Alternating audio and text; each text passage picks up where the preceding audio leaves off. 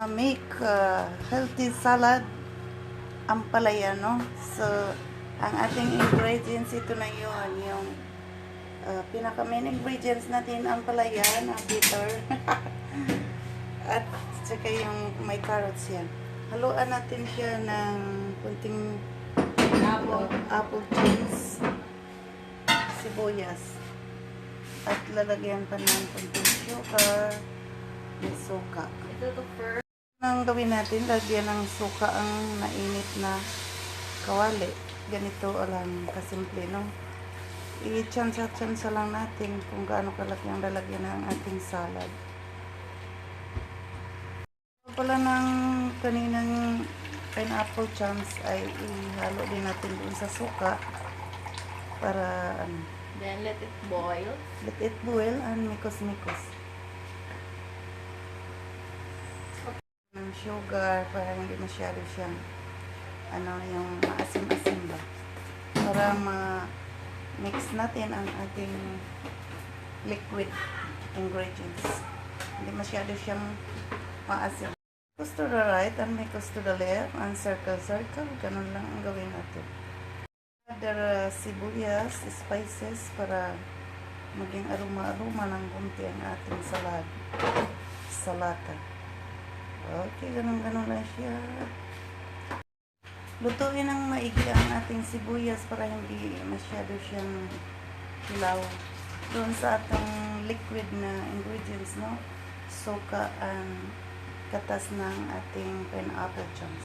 So, ilagay natin ang ating pineapple chunks para i-mix din natin doon sa ating pinaka-ingredients ng salad. So, ganyan lang din siya. Lulutuin ng konti. So, dito lang tayo sa ating small kitchen, no? Nagawa ng ating salad. Add ko na siya yung carrots inuna ko. Tapos, kunting lambot-lambot natin dito. At mamaya ihalo na natin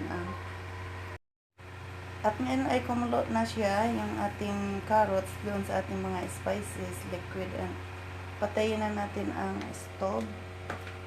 Kasi yung ating pinaka main ingredients na ampalaya ay hindi na siya talagang lutuin sa apoy. Maluluto lang ito ng kusa doon sa ating liquid na pinakuluan natin kanina, yung suka at saka yung katas ng pineapple chunks. Yan, ganun lang siya kasimple at yan ay kusa na lang siyang maluto. Kaya ang ating ingredients na ampalaya, pagkain natin ito ay hindi na siya basta-basta may taste na mapait. Kasi yan ang sikreto natin kung paano natin lutuin ang ampalaya salad na hindi natin malasahan ang medyo mapait ba. Still healthy talaga to kasi hindi naman to talagang niluto ng lutong apoy. It's done already. It's done already. Done na siya. Ganyan na siya at ilagay na lang natin sa ating Tupperware o sa ating lalagyan. Kaya makain natin ito within mga 1 linggo. Ganon. Hindi nga makaabot dahil nga sa matakaw din tayo nitong mga ganitong pagkain.